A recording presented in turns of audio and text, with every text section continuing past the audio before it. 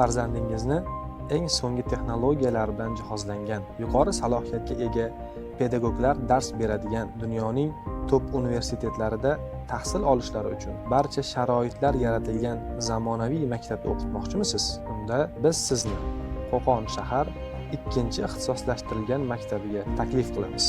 Maktabimiz 2022-yildan beri eng yuqori salohiyatli pedagogik jamoa bilan o'z ish faoliyatini olib bormoqda. Bularning 20 nafari oliy toifaga, 20 nafari birinchi toifaga, 8 nafari esa ikkinchi toifaga ega. Bugungi kunda 40 nafar pedagoglarning xalqaro va milliy sertifikatlari mavjud. Maktabimiz aniq va tabiiy fanga ixtisoslashgan bo'lib, hozirgi kunda 390 nafar o'quvchi tahsil olmoqda. O'quvchilar sifatli ta'lim olishlari uchun maktab zamonaviy jihozlangan eng so'nggi rusumdagi elektron texnologiyalar o'qituvchilar va o'quvchilar ixtiyorida. Maktabda jami 3 ta laboratoriya xonalari kerakli jihozlar bilan ta'minlangan. Laboratoriya mashg'uloti ish reja asosida o'tkaziladi. Robototexnika, shaxs, IELTS xonalarida ham zamonaviy texnologiyalar bilan o'quv jarayonlari olib borilmoqda.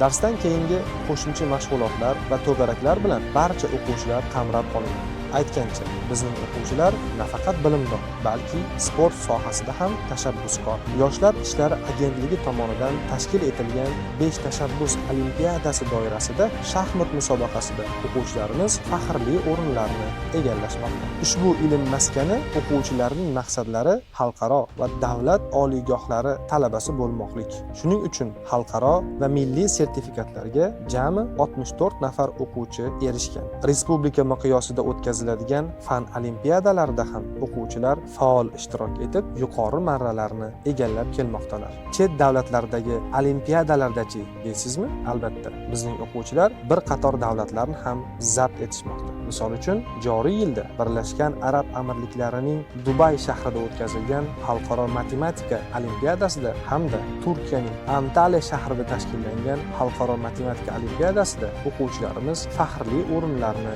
egallab qaytishdi. Bitiruvchilarimiz esa asosiy hamda majburiy fanlardan sertifikatlarni olib, oliy ta'lim imtihonlariga allaqachon tayyor. Shu jumladan 5 nafar o'quvchimiz chet el ta'lim grantlarini yutib olishdi. Fikrimizning isboti sifatida aytishim mumkinki, 2023-2024 o'quv yili bitiruvchilarining 62 nafari hozirgi kunda oliygohlarda davlat granti hamda shartnoma asosida tahsil olib kelishmoqda. Yuqorida sanab o'tgan yutuqlarimiz shunchaki xamir uchidan patir xolos. Bizni yaqindan bilmoqchi bo'lsangiz, maktabimizga tashrif buyuring.